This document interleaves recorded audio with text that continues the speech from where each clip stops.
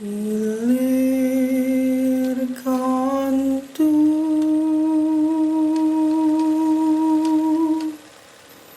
menyan matu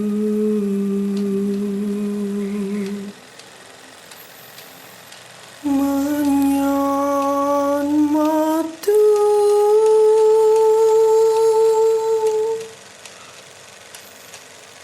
undang tewa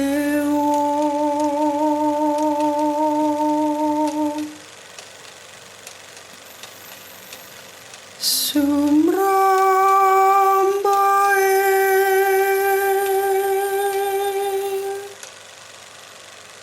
widodari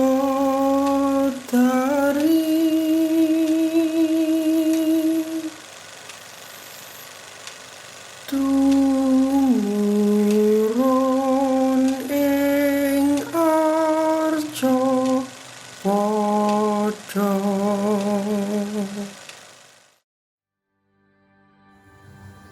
Kabupaten Bojonegoro, surga tersembunyi di balik pegunungan Kapur Kendeng, dan yang termasyhur akan sumber daya minyaknya. Pelan namun pasti, kota kecilku ini menjadi saksi bisu sejarah bangsa, dan telah 350 tahun melewati lakon sejarah Tanah Jawa. Dari Majapahit, Demak, Medang hingga Mataram, Bojonegoro selalu diam tanpa penolakan. Namun, waktu kini telah jauh berjalan.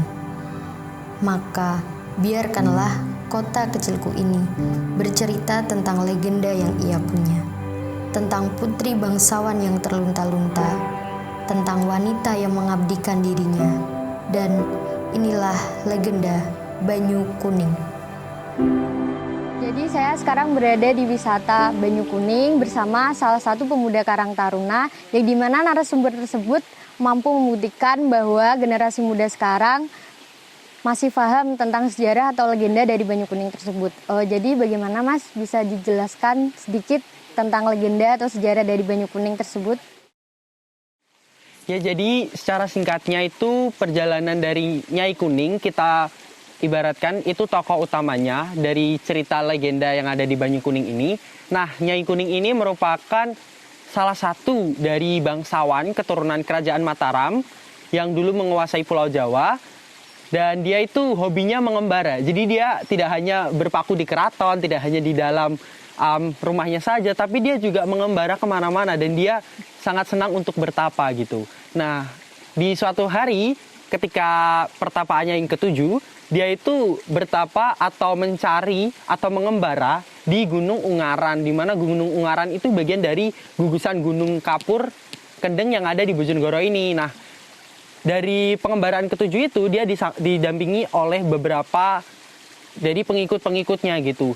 Setelah didampingi bertapa dan memperoleh kekuatan magis istilahnya dari tempat-tempat yang sakral seperti ini, lalu dia itu seperti manusia seperti biasanya gitu. Jadi membutuhkan makanan, membutuhkan minuman. Jadi mereka memasak atau menanak nasi juga seadanya, minum dari sumber daya alam seadanya. Nah, pada waktu itu si Nyai Kuning ini dan pengikutnya itu sedang memasak nasi dengan menggunakan alat sederhana seperti tungku batu, terus ada kukusan, juga ada dandang. Nah, di mana ini merupakan alat masak nasi di zaman dahulu ya. Kalau sekarang mungkin orang-orang lebih cenderung mungkin memakai magic atau magijer. Nah, di tengah-tengah menanak nasi ini tiba-tiba semua alat masaknya baik tungku, kukusan dan dandang itu langsung rubuh gitu. Dan dari dalam tungku batunya itu keluar mata air. Nah, mata airnya yang seperti kita lihat di sana,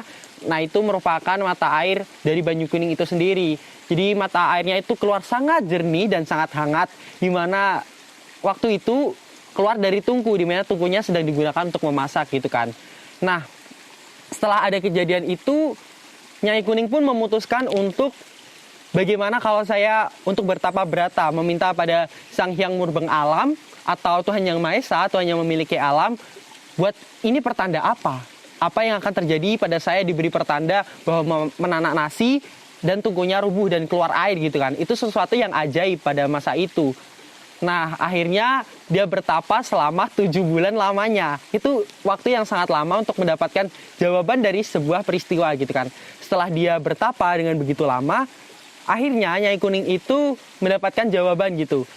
Untuk membuka pemukiman warga yang ada di sekitar mata air tersebut, di sekitar tempat ia bertapa. Maka dari itu ia membuka perkampungan warga yang untuk ditinggali sehari-hari dan warga mulai berdatangan gitu kan. Ketika suatu saat dia mengunjungi atau menyusuri aliran sungai yang tercipta dari mata airnya ini, yang sungai kita lihat di samping kita ini, dia menyusuri dan ketemu itu namanya kukusan dia yang buat masak itu kan ke bawah air semua. Nah itu ketemu, terus dia berkata gitu dalam bahasa Jawa, besok rejo rejaning jaman laladan iki tak jenengi gumuk kukusan, atau kalau di dalam bahasa Indonesia kan, bila nanti waktu zaman sudah ramai, waktu zaman sudah banyak manusia, wilayah ini saya namakan dengan Bukit Kukusan. Nah, selanjutnya dia menyusuri lagi sungainya, lalu dia menemukan adanya dandang itu, dandang untuk masak nasi itu kan.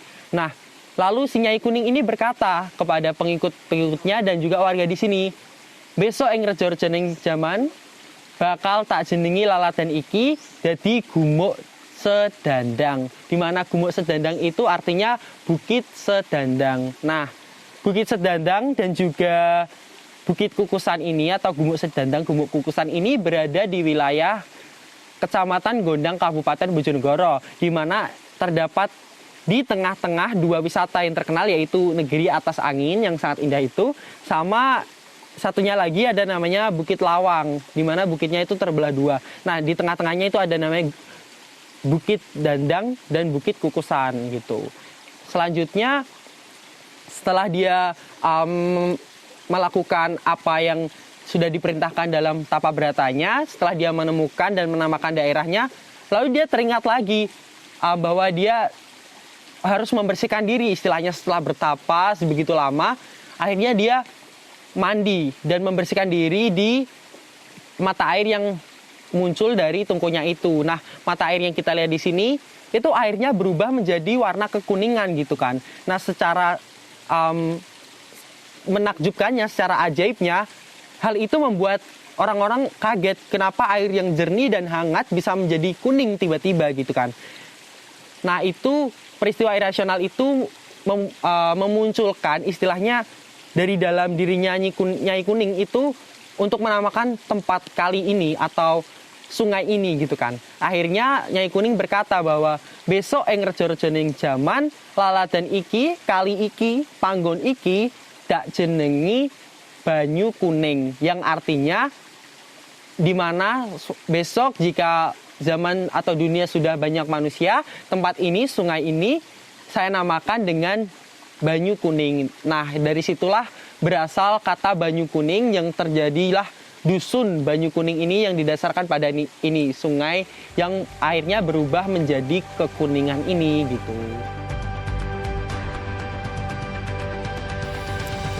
Hingga saat ini, mata air dan alirannya disebut sebagai situs Banyu Kuning.